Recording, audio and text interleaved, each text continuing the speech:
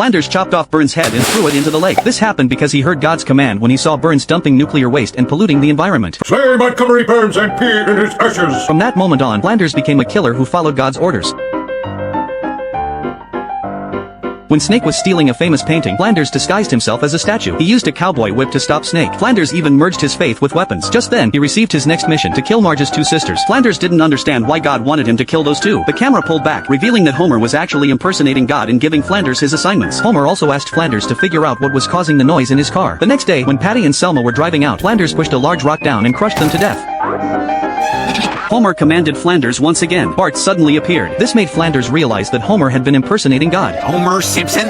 Flanders angrily confronted Homer. However, Homer showed no remorse and instead snatched the book from Flanders' hands and even used a lighter to burn the Bible. At that moment, a house was torn open. God lifted Homer into the air and strangled him with his finger. Then he framed Flanders for Homer's death. But you're God. Couldn't you make everything the way it was? Well, I could, but the big man downstairs wouldn't like it. Satan appeared next. God offered Satan a cup of coffee. Witnessing this scene, Flanders' faith completely collapsed. As soon as Maggie got on the plane, she felt uneasy. She wanted to unbuckle her seatbelt and leave. I never told you this before, but I'm not a good flyer.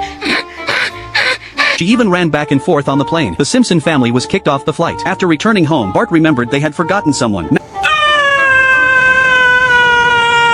Maggie brought the family's cat and dog together, wanting to hold a wedding for them. She also prepared a lavish meal for the family. She even stayed up at night to fix the roof. Homer wanted Maggie to relax a bit, but unexpectedly, Maggie's condition got even worse. Dad, Mom's getting worse. You have to take her to see a real psychiatrist. Look how tense she is. She's fine. Homer took Maggie to see a psychologist. Through testing, the psychologist speculated that Maggie's fear was related to her childhood experiences. Maggie began recalling her childhood experiences: getting poked in the eye while eating, accidentally catching fire while playing with a toy plane, being strafed by fighter jets in a cornfield. But the doctor said her fear was related to her pilot father. In order to work together with her father, little Maggie climbed onto a plane. She saw that her dad was just a snack vendor.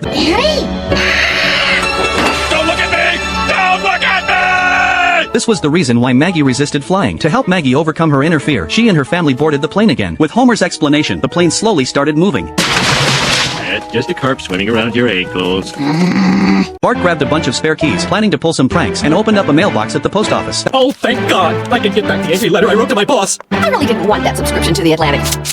That wasn't the result he wanted, so he headed over to a window washing lift, fired up the machine, and dropped his pants for everyone to see his butt. At that exact moment, someone was about to jump off a building. Bart accidentally ended up saving him. Oh, jeez, I hope no one heard you say that. And the guy was even awarded the key to the city by the mayor. Oh, do us a favor and lower your pants for the picture. Meanwhile, Marge sorted all the keys into neat categories, but she realized one was missing, a special wind-up key. She suddenly remembered it was a keepsake Homer had given her, a well-crafted gift that was actually pretty fun.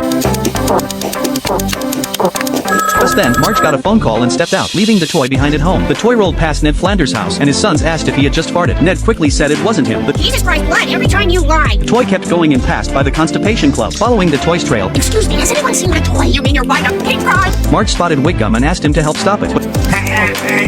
But Wiggum said anything on the ground wasn't under his jurisdiction. When Snake heard about that, he simply dropped down and started crawling along the street. Maybe if I use a pen. Oh, jeez, here comes that girl I always liked in high school.